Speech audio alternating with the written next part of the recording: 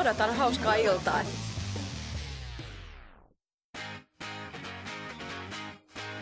Hyvät naiset ja herrat, Andre Wikström!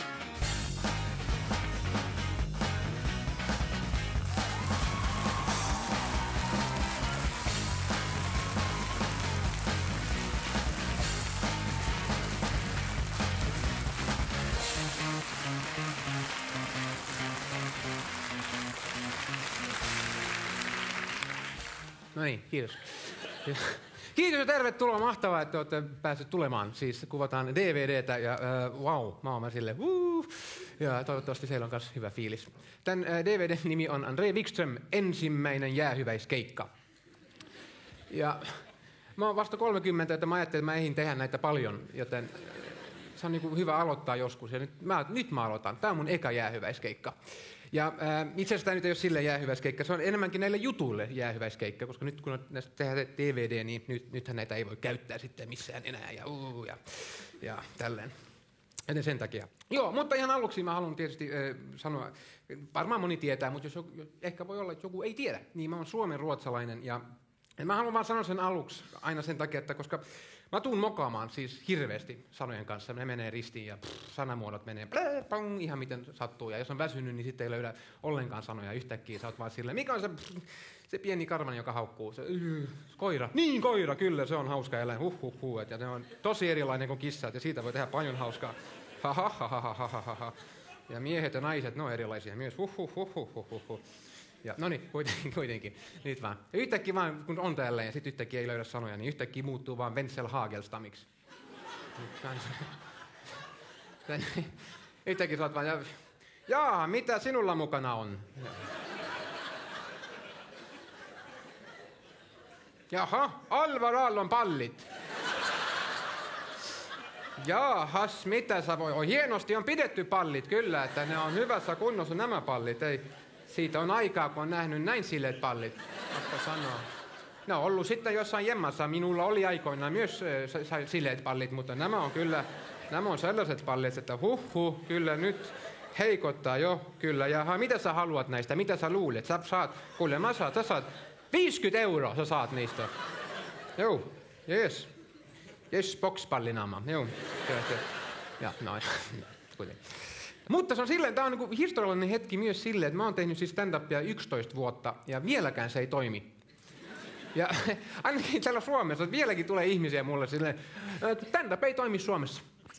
Ei toimi Suomessa stand-up, se on kyllä jännä, että se toimii muissa maissa. Mutta Suomessa ei vaan toimi stand-up, että mä en tiedä. Mä oon ollut katsomassa, ei toimi. Mä oon ollut Englannissa, siellä se toimii, ja Ruotsissa toimii, Jenkkilässä toimii, jopa Ranskassa toimii ja Israelissa toimii. Mutta Suomessa ei vaan toimi stand-up.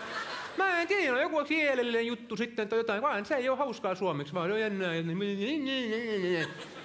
Tätä pitää kuunnella aina. Se on vaan jännää, koska Suomessa on sellainen yksi ihmisryhmä, jotka on aina tosi negatiivisia. Niitä on vaan erittäin paljon. Ja mä lupaan, että ne on aina ollut tietysti. Kun mä voisin kuvitella, että silloin, muistamaan, kun mä olin pieni, niin kaikki limsapullot, kokispullot oli 0,33 litraa. Se oli se standardi.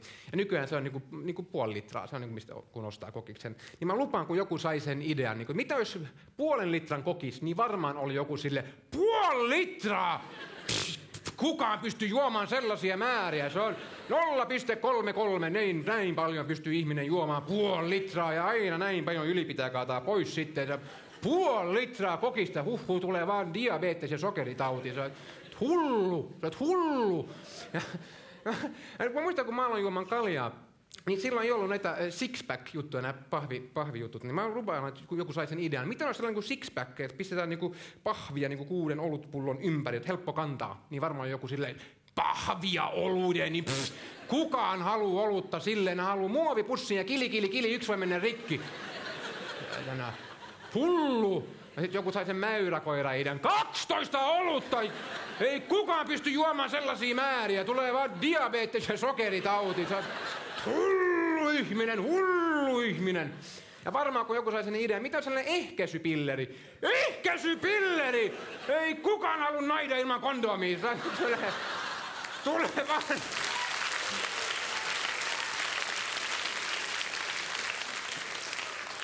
Tulee vaan diabetes ja sokeritauti, kyllä näin on. Oho, ai. No. Mut tälleen, no, jotenkin. Silleen vähän tällainen niinku olo.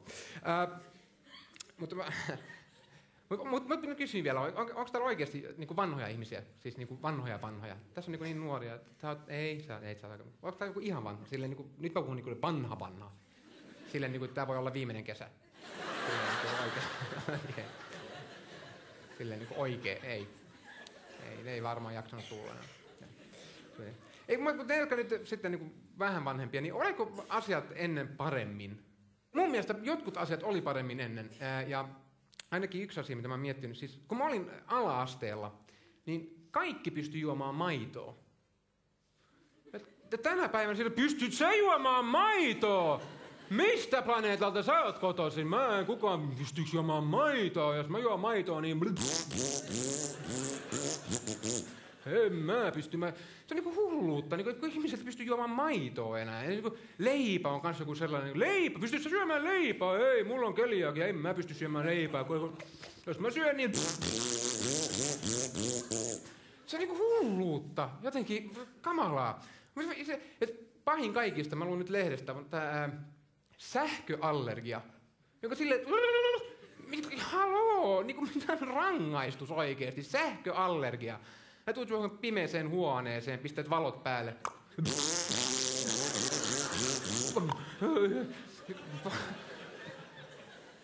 Pakko elää jossain pimeässä luolassa ja juoda sitten soijamaitoa siellä. Se on kamalaa, eikö se ole mun mielestä? Ai. Tuli vaan siitä, kun mä olin nuori, mä olin 30, niin kuin mä sanoin, ja niin se on aika jännä. Ala-asteella, niin mä oon siis Sipoosta. Tadaa! Kaikki on silleen, ootte Sipoosta, no sitten, Herra Jumala, sitten. Istukaa vaan, ei se nyt niin kova juttu on. No on se aika kova, kuitenkin. Mutta kuitenkin sieltä päin, ja se on 30 kilometriä siis vaan itään päin, että sehän on nyt kaukana, jos joku ei tiedä, missä on Sipoo. Mä oon vieressä kylästä siellä nimeltä Paippinen, tadaa, ja sillä nyt mä saatu sekin DVD:hen mukaan, mä oon Paippisista, tadaa. Ja se mikä oli hauskaa, siis ala-asteella talvisin, niin minä hiihdin kouluun. Ja sä kerrot sen täällä Hesassa, niin kaikki luulee, että mä oon 130 vuotta vanha. Siis, että mä oon hiihtänyt kouluun, kaikki on silleen, mitä? Pitää just leikkiä mennä mukaan silleen, juu, siihen aikaan piti hiihtää hiljaa, ettei punakaartilaiset ole huomannut sinne.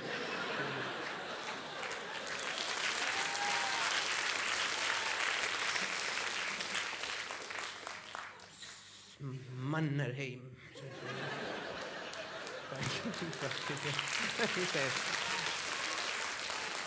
Jotenkin, tämä on jännää jotenkin olla täällä Hisassa. Urheilusta jotenkin vaan, niin jännää tää niinku tää doping ja kaikki on silleen niinku ihmeissään, että niinku urheilijat douppaa. Ja, mun mielestä kaikkien pitäisi dopata itseensä vielä enemmän. Tai ainoa, koska urheilu on mun mielestä, se on jotenkin tylsää, se ei tapahdu mitään paljon niinku hauskaa enää ja jotenkin silleen. Että ainoa tapa, mitä saisi niinku urheilun taas kiinnostavaksi, tai kiinnostavammaksi ainakin, olisi, että tulisi lisää painoluokkia. Silloin mä ainakin katsoisin enemmän urheilua. Ajatelkaa nyt enemmän painoluokkia, sillä niin kuin uimahyppy. Perkele 130-kiloisten luokka. Sille Free Willy-luokka silleen niin kuin... Se niinku... Se on niinku... Se on aivan loistavaa niinku, ja yhtäkkiä, tai joku kaunoluistelu ja... tai 50-kiloisten luokkaa, ja pitäisi vielä, kun se pari luistelua yrittää niinku lostaa. Se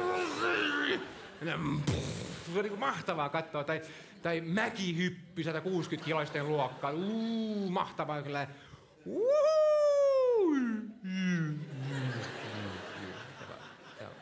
Se ehkä ei toimi niin hyvin, se on vähän silleen. Mutta muuten se olisi hauskaa jotenkin nähdä, mun mielestä. Sitten on pari asiaa, joita mä en ymmärrä, jotka mun mielestä niin Suomi nyt jotenkin. Yksi on nämä kaikkien lehtien, siis TV-palstat. Niissä on aina jostain syystä nyt nykyään nämä Iltalehden